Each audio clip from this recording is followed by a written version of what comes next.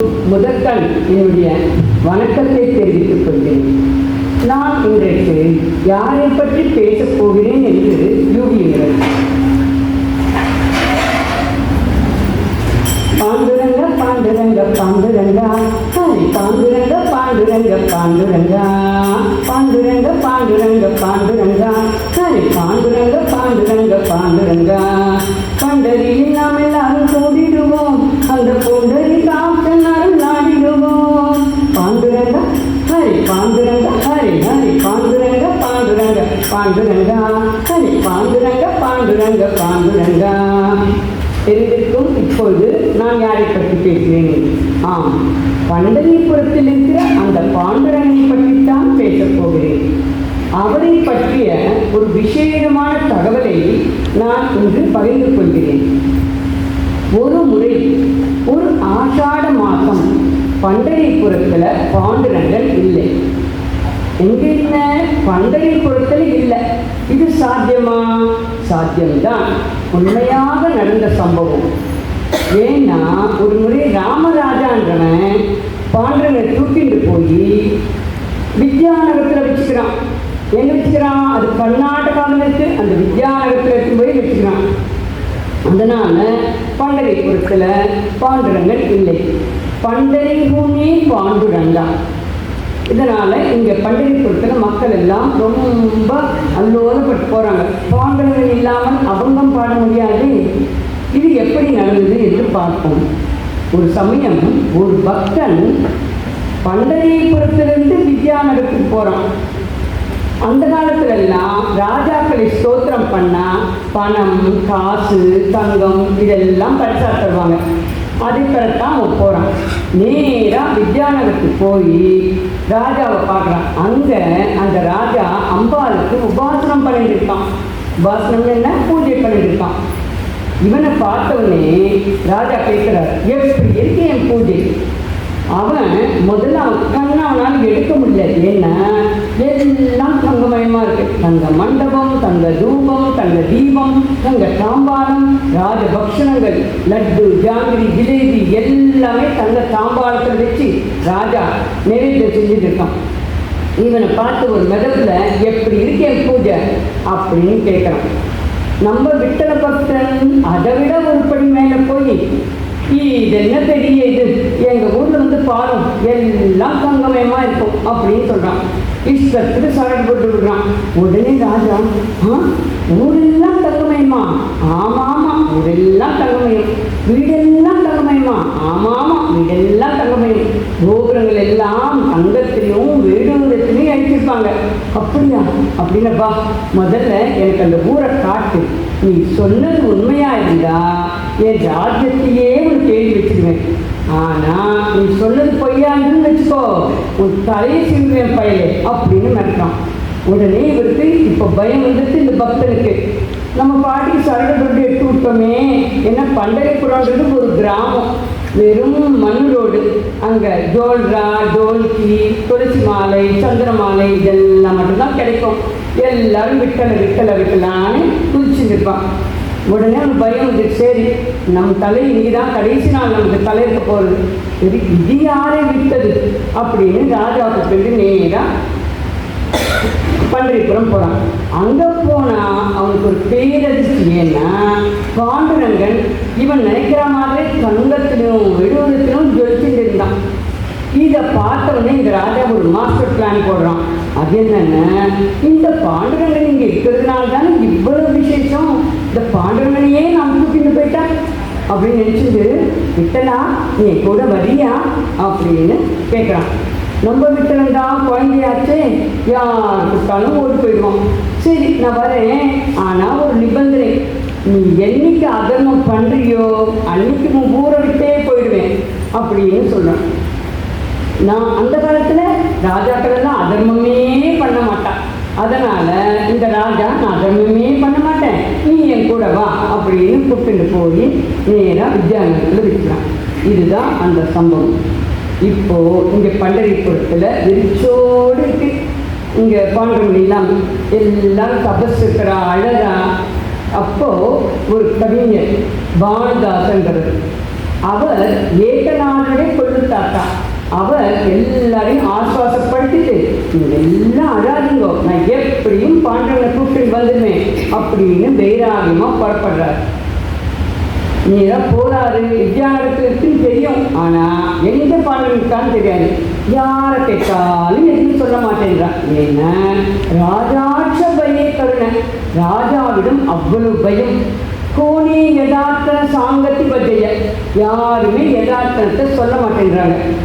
ஆனாலும் மனம் தராமல் பானுதாசன் நேரே வித்யாநகரத்தை நோக்கி போயிட்டே இருக்கார். அப்போ ஒரு ஏகாந்தியை பார்க்குறாரு. ஏகாந்தின்னா வைஷ்ணவர். அவரிடம் குச்சத்தி கேட்குறாரு, இந்த ருக்மிணி சமேத மந்திர் எங்கே இருக்குன்னு தெரியுமா அப்படின்னு கேட்குறாரு. உடனே அந்த ஏகாந்தி, நீ அங்கே போகணும்னு நினைக்காதே பானுதாசா, நீ அங்கே போறேன்னு தெரிஞ்சாலே ராஜா உன் தலையை சிவிடுவான் அப்படின்னு சொல்கிறான். அது தவிர அந்த காலத்தில் பக்தா எல்லாம் இந்த உயிர் துறக்க அஞ்ச மாட்டாங்க. பானுதாசர் அவர் உயிரை பற்றி கவலைப்படாமல் மேலும் மேலும் ஒரு தேடி போகிறாரு. அப்படி லட்சக்கணக்கான பக்தர்கள் அவர்களின் பதியாய்த்தான் இன்னைக்கு அயோத்தியாவில் ராமர் கோவில் கம்பீரமாக நிற்குது. ஜெய் ராமா. இந்த பானுதாசர் மேலும் மேலும் தேடி உள்ளே கொண்டிருக்கே ஒரு அதிசயம். எப்படி இந்த நேரம் உள்ள போயிட்டே இருக்கும்போது என்ன அதிசயம்னா, கப்பாட்டே குள்ளே காலோனே, கப்பாட்டே குள்ளோபே காலோனே அப்படின்னு எல்லா பெரிய பெரிய கப்பாடமெல்லாம் கூட்டெல்லாம் குறைன்னு திறந்துக்குது. உடனே ஒரே சந்தோஷம், ஆஹா பாண்டுரங்கன் நம்மை வரவேற்கிறான் போயிருக்கு அப்படின்னு நினைச்சிட்டு உள்ள போனான்.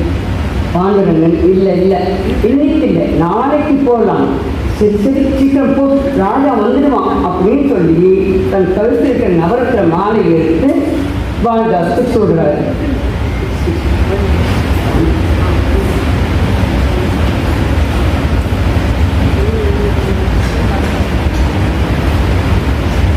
நம்ம பானுதாசர் அந்த நவரத்தினமாய் சூடிட்டு நேரா சந்திரபாபா நதி தீரத்தில் போய் உட்கார்ந்து கண்ணை முடிஞ்சு ஜபம் பண்றாரு.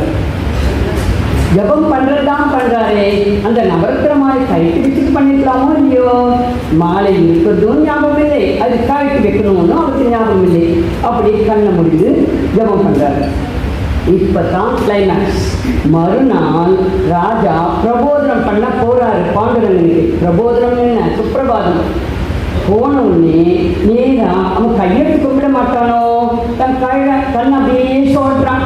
தான் போட்டு 20 பவுன் சங்கிலி இருக்கான், நவரத்தின குண்டலம் இருக்கான், நவரத்தின மாலை இருக்கான் அப்படின்னு சொல்கிறான். அப்போ தான் பார்த்துதான் நவரத்தின மாலை இல்லைங்கிறது. உடனே கையை கட்டி, யார் அங்கே, முதலில் இந்த நகை திருடினவனை அழைத்து வாருங்கள், அவனை தூக்கிலிட வேண்டும் அப்படின்னு சொல்கிறார். காவலர் எல்லாம் நாலா பக்கமும் தெரித்து ஓடுறாங்க. அப்பத்தான் ஒரு காவலன் நம்ம பானுதாசர் நவரத்தின மாலையோடு ஜம் பண்ணிருக்கிறது பார்த்து தரதராயிட்டு போய் ராஜா முன்னாடி நிற்கிறான். ராஜா, ஆஹா இதுக்குத்தான் நீ வந்தியா, இந்த நகை திருடத்துக்குதான் நீ வந்தியா, இவனை முதல் கழிமரத்தில் ஏற்றுங்கோ அப்படின்றாரு. கழிமரம்னா பட்டு போன காஞ்சி போன மரம். அந்த காலத்துல தப்பு செஞ்சவால ரத்தம் கசிய அந்த கூர்மையான மரத்துல தொங்க விடுவாங்க. உடனே பானுதாசர் அழகாரு, எவ்வளவு சொன்னாலும் ராஜா கேட்பானா, அவன் ஏற்றுக்கல. அப்போ நம்ம பானுதாசர் ஒரு யுக்தியை கையாகிறார். அவர் சொல்றார் ராஜா கிட்ட, ராஜா நீங்க என்னை தூக்கில் ஏற்றுங்கோ, அதுக்கு முன்னாடி எனக்கு ஒரு சின்ன ஆசை, கடைசி ஆசை, மரண ஆசையை கூட எடுத்துக்கோங்க அப்படின்னு சொல்றான். ராஜா வந்து என்ன அப்படின்னு கேட்கலாம். நான் இறக்கத்துக்கு முன்னாடி ஒரு முறை பாண்டுரங்கனை போய் பார்த்துட்டு வரணும் அப்படின்னு சொல்றாரு. சரி மரண ஆசைன்றான், போயிட்டு வரணும் அப்படின்னு அனுப்பிச்சு விடுறாரு பானுதாசர். பானுதாசர் நேராக போய் பாண்டவன் கிட்ட இன்னும் ஓன்னு அழுதுட்டு, அகோ பாண்டுரங்கா, அகோ பாண்டுரங்கா, அகோ பாண்டுரங்கா, பதித பாவன, அகோ பாண்டுரங்கா, அகோ பாண்டுரங்கா, அகோ பாண்டுரங்கா, பதித பாவன அப்படின்னு அழகார். உடனே பாண்டுரங்கன், நீ அழாதே பானுதாசா, நான் பக்தனை என்னைக்கும் கைவிட்டதில்லை, நீ நேராக போய் அங்கே கழிமரத்துக்கு நில்லு அப்படின்றார். அவர் அங்கே போய் அது கழுவறதுக்கு நின்ன உடனே அங்கே ஒரு அதி அற்புதம், தவபக்த வர்தனே அதி அற்புதம். என்ன அற்புதம்னா, அந்த பட்டு போன காஞ்சி போன மரத்தின் விருட்சம் மாறி பூக்கள் பூத்து குலுங்கி, பழங்கள் பழுத்து குலுங்கி, பூத்து குலுங்கி பழுத்து குலுங்கி, புளி புளி ஆகியது புலே புளி ஆகியதுன்னு அந்த பூமணியா பானுதாசன் மேலே போட்டதான். இப்போ இந்த ராஜாவுக்கு பகீர், ஆஹா நம்ம தப்பு பண்ணிட்ட போல இருக்கே, இவன் தப்பு பண்ணலே போல இருக்கே அப்படின்னு நினச்சிட்டு ஓடி போய் பாண்டவன் கிட்ட அதனால் என்ன பாண்டவன் போயிடுவான் இல்லையா, அதர்மம் செஞ்சா. இப்போ புரிஞ்சுதா எதனால முதல் நாள் பாண்டவங்கள் போலன்றது. இப்போ நம்ம ராஜா இவர் பாண்டவன் சொல்றான், இல்லை கொடுத்த வாக்கு தான். என்ன ராமன் அல்லவா, பாண்டரங்கன் தான் ராமன், பாண்டரங்கன் தான் கண்ணன், பாண்டரங்கன் தான் சிவன். தரிசனே பாண்டுரங்கா ஸ்பரிசனே சிவா. கண்ணால பார்த்தா பாண்டுரங்கன், தொட்டு தொட்டு பார்த்தா சிவன். நரஹரி போனார். அதனால நான் இன்னைக்கு பானுதாச கூட போகத்தான் போனேன் அப்படின்றார். இப்போ பானுதாசுக்கு பேரானந்தம், கொள்ளையானந்தம், கடல் கொந்தளிக்கிற மாதிரி ஆனந்தம். ஆனா அதுல ஒரு குட்டி பயம். அது என்னன்னா, இந்த ராஜா பாண்டரங்கனை இங்க தூக்கிட்டு வரட்டு ராஜ சைன்யத்தில் தூக்கிட்டு வந்தான், ராஜா கஜ துரக பதாதி சைன்யத்தில் தூக்கிட்டு வந்தான். இப்ப நான் எப்படி தனியா தூக்கிட்டு போவேன் பாண்டரங்கனை அப்படின்னு நினைச்சிட்டு, பாண்டுரங்கா நான் எப்படி உன்னை தனியாக கூப்பிட்டு போவேன் அப்படின்னு கேட்குறாரு. உடனே நம்ம பாண்டவன் என்ன சொல்கிறான் கேள்வி, பக்தனுடைய சக்தி கேட்கிற மாதிரி என்னுடைய ஆக்கிருத்தியை நான் மாற்றிப்பேன். வாமனனா வந்தவன் திரிவிக்ரமனா போகும்போது திரிவிக்ரமனா இருக்கிறவன் வாமனனா ஆக மாட்டேன்னா, நீ தைரியமா உன்னுடைய ஜோலா பையில என்னை போட்டுட்டு போ அப்படின்னு சொல்லிடுறாரு. உடனே பானுதாசர் பாண்டவனை ஜோலா பையில போட்டுட்டு அந்த பத்மாலய தீர்த்தம் வரைக்கும் போயிடுறாரு. அங்கே போனோடனே மறுபடியும் நம்ம கண்ணன் லீலை ஆரம்பிச்சுக்கலாம். கண்ணன் லீலை பண்ணாமல் இருப்பானா, திடீர்னு தோணும், திடீர்னு மாயமாட்டோம், திடீர்னு கணக்க ஆரம்பிச்சிட்டான். உடனே பானுதாசருக்கு என்ன பாண்டுரங்கா இப்படி கணக்கிற, நான் எப்படி உன்னை தூக்கிட்டு போவேன் அப்படின்னு சொன்னோடனே, கிட்ட இருந்தால் குழந்தையாச்சு, குழந்தைய மாதிரி போய் அஸ்தி புஸ்தி நான் வந்துடுவேன், நீங்க எல்லாரும் என்ன அபங்கம் பாடி, லட்சக்கணக்கான பேர் அபங்கம் பாடி பட்டாபிஷேகம் அளவுக்கு என்னை தூக்கிட்டு போகணும், அப்பதான் நான் வருவேன் அப்படின்னு சொல்றாரு. இதுக்குத்தானே பாண்டுரங்கா காத்திருந்தோம்னு சொல்லி சுத்தி இருக்கிற லட்சக்கணக்கான பக்தர்கள் விட்டல்லா விட்டல்லா விட்டல்லா விட்டல்லா விட்டல்லா விட்டல்லா விட்டல்லா விட்டல்லா விட்டல்லா விட்டல்லா விட்டல்லா விட்டல்லா ரங்கரங்க விட்டல்லா ரகுமாய் விட்டல்லா ரங்கரங்க விட்டல்லா ரகுமாய் விட்டல்லா விட்டல்லா விட்டல்லா விட்டல்லா விட்டல்லா விட்டல்லா விட்டல்லா கோவிந்த விட்டல்லா கோபால விட்டல்லா கோவிந்த விட்டல்லா கோபால விட்டல்லா விட்டல்லா விட்டல்லா விட்டல்லா விட்டல்லா விட்டல்லா விட்டல்லா அப்படின்னு பண்ணணும்.